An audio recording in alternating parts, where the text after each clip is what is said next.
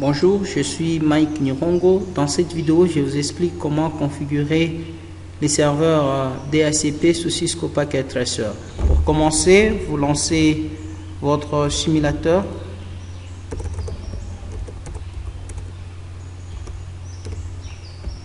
Voilà, le simulateur vient d'être lancé.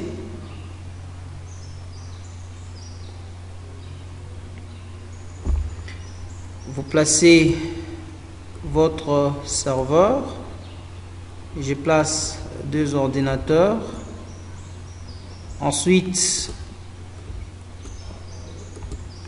je dois connecter maintenant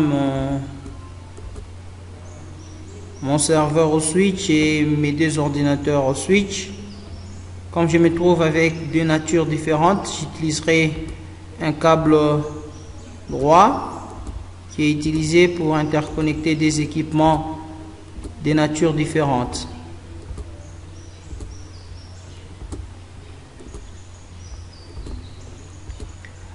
Voilà, c'est fait. Le protocole DHCP, c'est un protocole qui permet l'attribution des ordinateurs, des adresses IP, devrais-je dire, à tous les autres de votre réseau. Je peux renommer. J'ai l'ordinateur Banda et un autre ordinateur que je renomme Nirongo. Mon objectif est que l'ordinateur Nirongo puisse recevoir l'adresse IP automatiquement provenant du serveur. Là, je peux nommer serveur DHCP. Le protocole DHCP, c'est une règle stricte conçue pour attribuer les adresses IP automatiquement à des autres. Lorsque je prends ce protocole, je le déploie sur cette machine, il change de nom et de tendance, il devient maintenant service DHCP.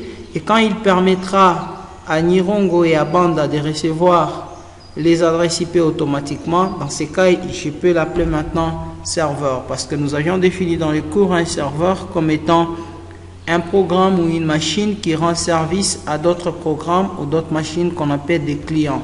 Alors pour le configurer, j'ai déjà cette topologie. Je clique sur le serveur, ensuite service. J'ai choisi DHCP. Comme nous avons appris, nous avons deux versions de protocole IP, le protocole IP de la version 4 et le protocole IP de la version 6. Dans cet exercice, j'illustre la configuration avec le protocole IP version 4. Alors, je clique sur le DHCP, je dois donner le nom de mon pool. Je mets par exemple DHCP.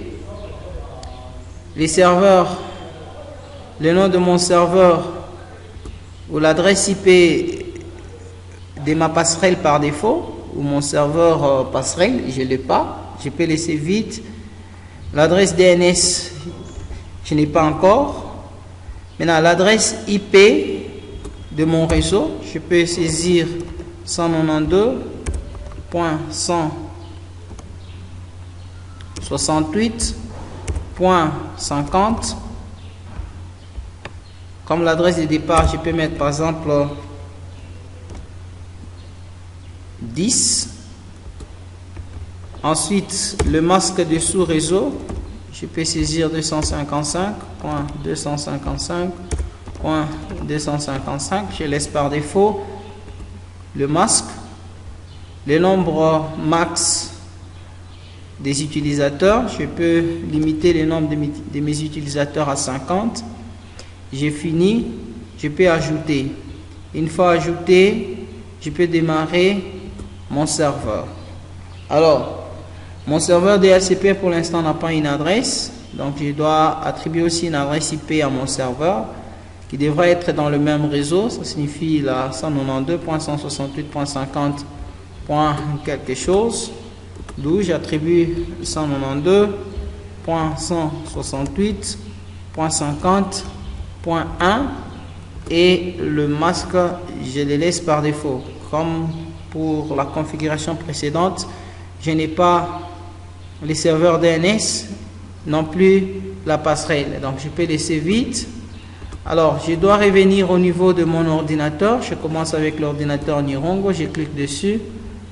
Je dois configurer ma carte réseau en automatique de façon à ce qu'elle puisse recevoir une adresse IP provenant de mon routeur. Vous voyez déjà en activant DHCP, je viens de recevoir une adresse IP automatiquement que moi je n'ai pas attribuée, d'où le serveur vient de jouer son rôle.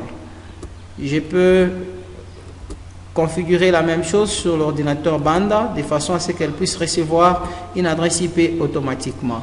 Voilà, je viens de recevoir cette adresse IP automatiquement. Ou une autre possibilité de vérifier cela, c'est de saisir la commande ipconfig /all.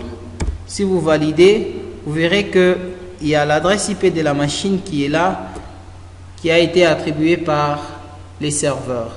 Donc, en résumé, les serveurs DHCP permet d'attribuer les adresses de façon automatique à des ordinateurs ou les autres d'une façon générale dans un réseau. Merci d'avoir suivi cette vidéo. Je vous retrouve très prochainement pour d'autres explications. À plus.